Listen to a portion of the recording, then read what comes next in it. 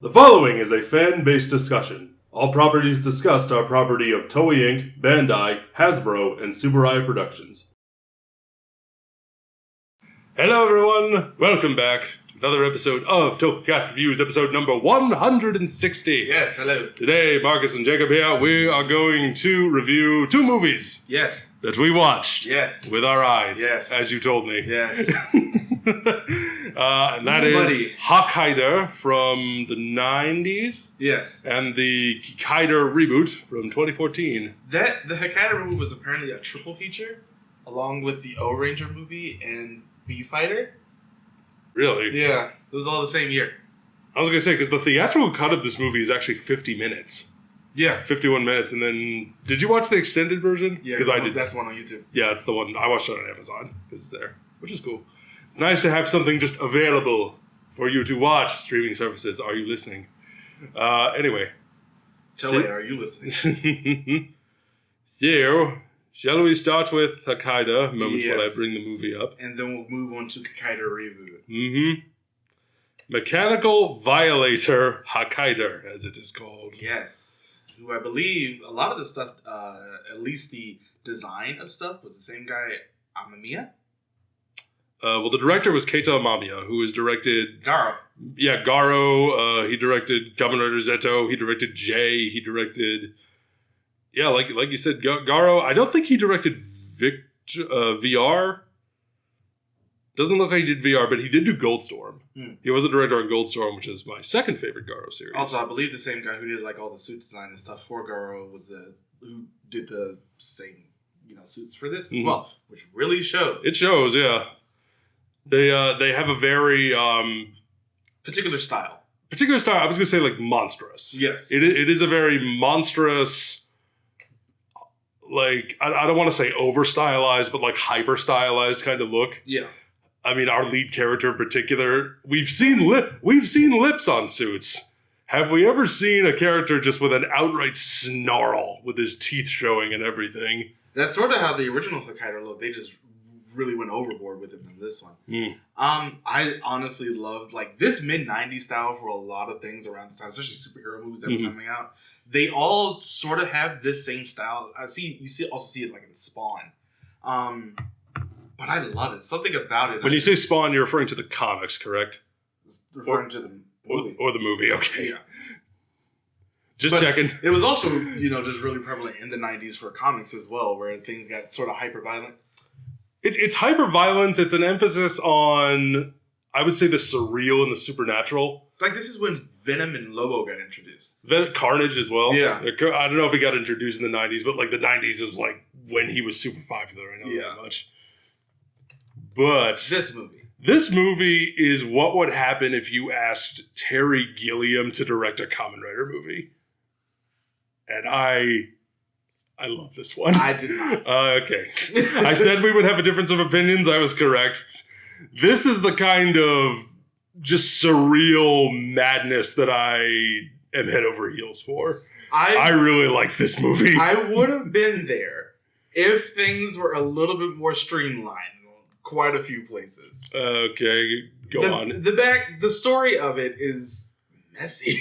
Messy. I want to talk about like just from the opening shot of the movie, because we have the Toei logo where we're on the beach, the Toei Films logo, that classic logo where it's like waves crashing against rocks, and the logo comes in, and the camera then just goes yoink, like literally pans like a foot to the right, and freaking Castle Morn is there from Elden Ring. And it's just this giant, like, prison structure is there on the beach. It's like, is that what's been next to the Toei logo this whole time, huh?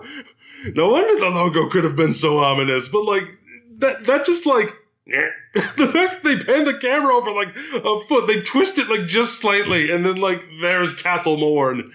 And we cut to a group of goons some treasure hunters who were like, yeah, I overheard a warden. He was talking about some treasure that was going to be hidden, buried under here. Yeah, we're going to find it. Like, they're going to go find treasure that's been buried in Alcatraz.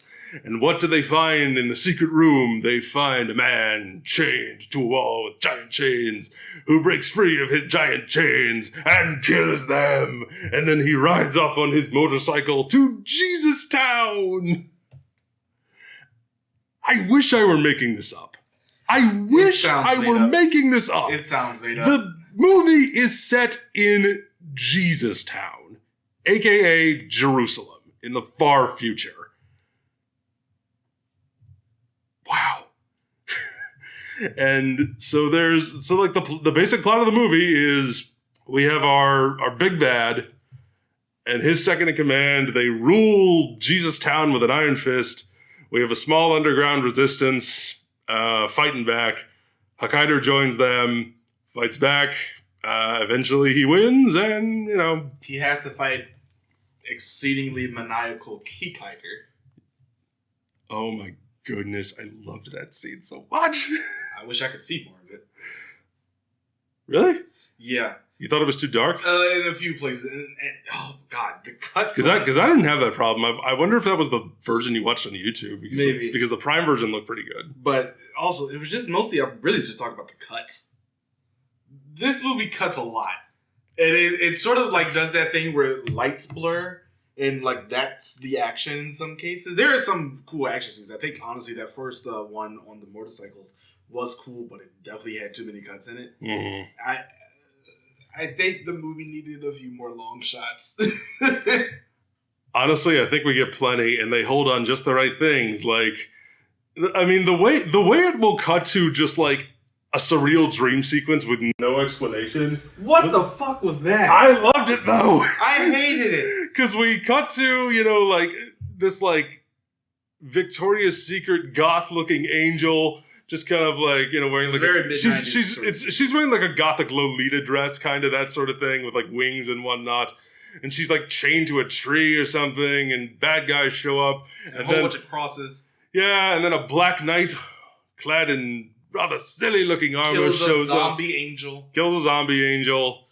And it's like, my knight, my avenger is here, and then she wakes up and she's like, you know, getting ready to go into battle against some guys. My God, that resistance team they had going on where they 80-yard over all the white and black people. Yeah, there's like one white guy, one black guy, and I think one Middle Eastern guy. Yeah, and they were just 80-yard over with Japanese people, and I'm just like, okay. Oh well. No. It doesn't matter though, because they all die. Yeah, they do die Literally in like 5 minutes. Everyone dies. It's like, what are you going to do after you get all this money and stuff? I'm going to go start a ranch. And they just all get stormed. And then just they found their hideout. They mow everyone down. Although it does lead to probably my favorite part of this movie. What's that? It's like when her and the other guy who ended up surviving the initial blast, and like all the soldiers are walking past them, and then the very last soldier just points to the right and just shoots them. I don't know why that took me out for like a good 2 minutes. It was so funny because it was just so abrupt. Honestly, I thought her death scene was more abrupt. Oh yeah, it was. Her death comes out of nowhere because I don't think she got injured. No, she did. She got shot in the shoulder once, and then she gets shot with the other guy when all the soldiers were walking. Did she? Yes. Because then that's a problem with the filmmaking because I didn't notice. Yeah, because I was watching the movie, I didn't notice that. The biggest issue I had was the scene after that when they're just suddenly outside of the city. Oh, they're suddenly outside of the city in the forest in the Middle East, and I'm just like.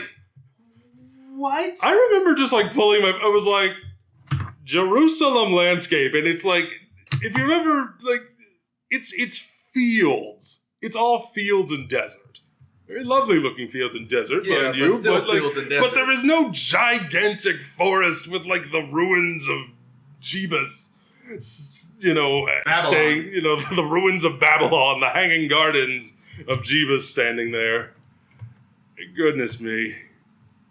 And then she just like dies. She's just like, I love it here. It's peaceful.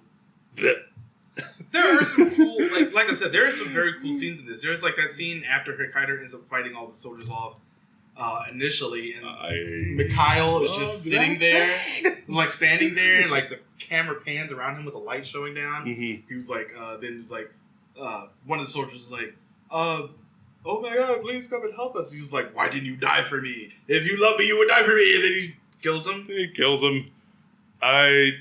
My favorite scene in that whole Hakaider saves the day is when one of the goons steals Hakaider's gun and is like, it's like, oh, you took out our tank with this. I can take out him with it. And, he doesn't say it. Like, there's no dialogue through this whole scene. Hakaider doesn't speak much in this movie. Yeah, and I love that. This is as much talking as needs to be happened. But he picks up Hakaider's gun. He tries to shoot him with it. And the recoil was so strong it rips his freaking arm off. That was It's amazing. Obviously, you're like, what? That's hilarious.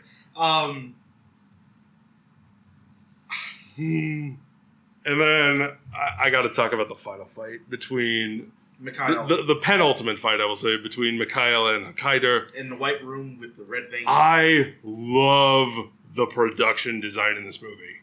I actually scene in particular. I like the sound design.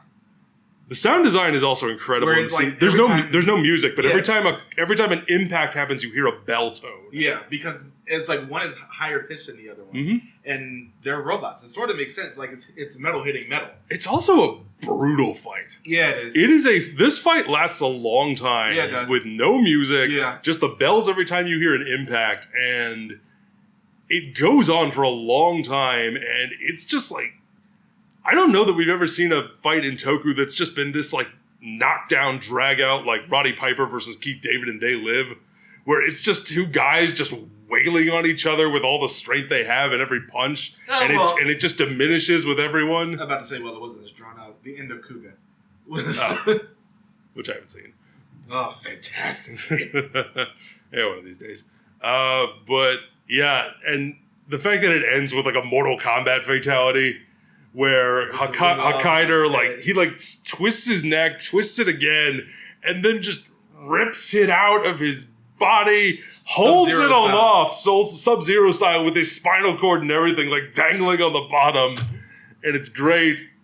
Although this is an editing problem I had, because after that, we see, like, a claw come and grab the head.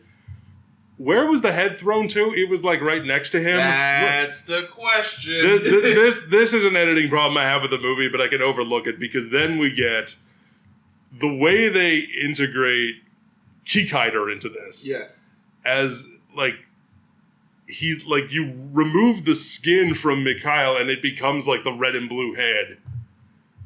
And it attaches to a big robot and they have and it's a stop-motion robot. It goes back and forth between being a practical puppet and a stop-motion puppet. It was like, it really reminded me, especially because, I'm going to be a director Zeto, is that one part with this... with the big, like, grasshopper insect beast? Was the spider? It was some sort of insect-y monster, but I know what you're talking about. Yeah, which was the scene that freaked me out the most in that movie. Yeah. That was just like, no. Because I know you hate spiders. No. And also no. But yeah, that scene I loved. I loved it. Just that weird, surreal. It was so surreal. This whole movie is very surreal. Yeah. It's just like we are one level. We are it's like just grounded enough that you can like get the sense of what everything is, but yeah, the way they just heighten everything. Yeah. They heighten the way like the reality is like heightened and just so strange, and the way everything looks and the way everything is designed, it just looks freaky and weird and great in ways that I love. And again, I said this earlier in the review, it feels very Terry Gilliam-esque. The way everything is designed and shot feels like something Terry Gilliam would have made in the 90s. Yeah. This movie wasn't for me. It was definitely for me. It had some cool moments, but I'm just sitting here like, I don't care about a damn person in this movie. And if I did, they got shot before I could care about them. Oh well. I think we've said what we need to say about this. Shall we move on? Yeah, let's move on to the Kikaider Reboot. Definitely, I thought the least good of the ones. Oh, yeah, supremely. Let me start by asking you, did you like this movie? No. Okay. I didn't like any of these. Okay, fair enough. I thought this one was okay. I thought it was okay. It's not great. It's definitely not good. But it's not awful. No, it's not awful. It's not bad. It was just really, really bland. Good word. Good choice of words, I think. It was really bland. I'm sitting here like, ugh. It's also, I feel like this movie does not have an interesting enough script to justify its length. No. Because the movie is it's a little under 2 hours. Yeah. And it feels a lot longer than that. Yes, it does. There's a lot. I've noticed that some movies, one of the telltale signs for me is when I know I'm not enjoying something to its fullest is first act goes by really fast. Second act drags like a snail on wet gravel. God. And then the third act, by the time it gets here, I'm like, huh? What? What's... Oh. It's like, oh, I recognize the people from this. This guy was in ZO as Kikaider Kikaider in the future. He was also in Lupin. Of course, those all happened after this movie. This movie tried to get me invested with Mari because she was gorgeous. But I was just like, I don't care.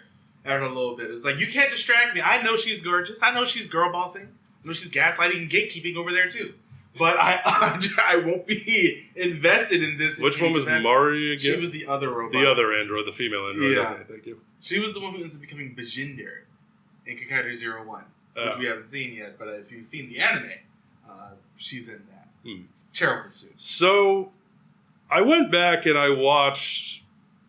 Like, after this, I went back and I rewatched, like, the first episode of Kikaider. Just to, like, refresh my memory of, like, what that show was and, like, the tone of everything. That was the thing that he did. Switch on. Which he does say in this. In Kikaider, the original, the way he's portrayed is very different from this. Yeah. And I was, because one of the things that I was trying to remember was like, wait, how was he played in the original? Because it's been a minute since I've seen it.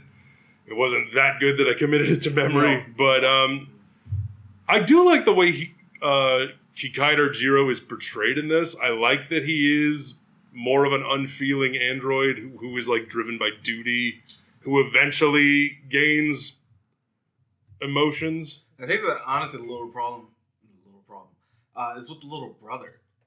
Like, the way they tried to tie them together in some cases, I'm just like... I've seen this. I really didn't like the sister in this. No, I did not. No, the sister is just like, she's just like unlikable. She's just like kind of whiny. And just like... Very one note. Very one note. Very just like, why do I have to do this? I don't want to be here. Like... Oh, Dad's dead, and we have to go on and fight things. I don't like this. I just want to go to America and study. It's like, don't get me wrong, I get that, but there's no depth to it. No. So there's no depth to anything in this movie. No, there isn't. This movie is, oh my god, it's so boring. And it's like, yes, there's also actor from Agito who played the other police officer, but who was the other? He ended up becoming Hakaider. I think also my other thing is I kept thinking about the episode that he was in Gaim, which I think pissed a lot of people off because of when it happened. It happened right before the Final Form debut. Oh. Is that right? Because it was supposed to happen, like there was the episode, like we see the Final Form, but then there's the Kikaider episode. But then Kikaider shows up, which is a prequel to this. Yeah. And it's just like, this is not good. Also, how did Ryoma get his brain back out of Hakaider? Who knows?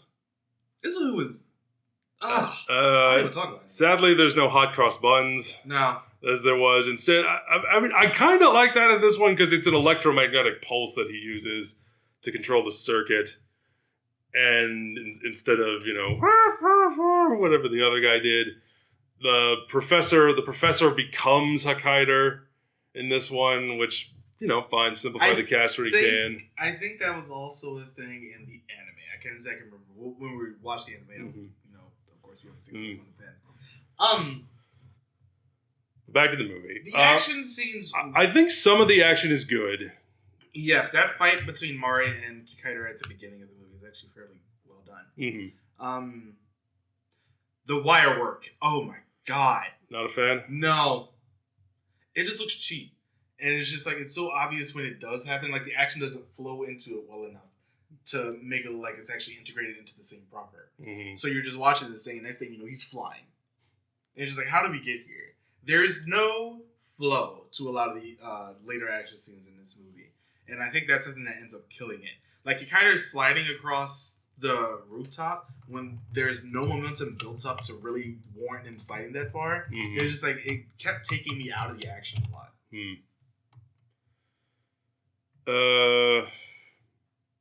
Trying to think of anything that I liked. I feel like all I've done is talk about the things I don't. I didn't like anything. Trash. Like, it's one of those things that I guess while I was watching it, I didn't feel like it was that bad. But now that I think about it, it's like, was there anything particularly good about it? I kept having to pause it and go, and then I texted you afterwards. I was like, that was another movie. You texted me and I watched with my eyes. You texted me about both of these movies in fragments. Yes. I said they made your brain work in fragments. Because it broke me a little bit. Yeah. I'm just like, wow, I spent time on this. I want that time back. Yeah, the story in Kikaider, like, nothing to write home about. I mean, like, it's a good guy fights a bad guy. And you know they wanted to set up for something else, because I'm pretty sure they set up for the Kikaider, like, army, not army, like, the four They set up for, like, phase 2 of the project. They set up for, with evil politician man. The 4 Hakaiders from Kikaider 01.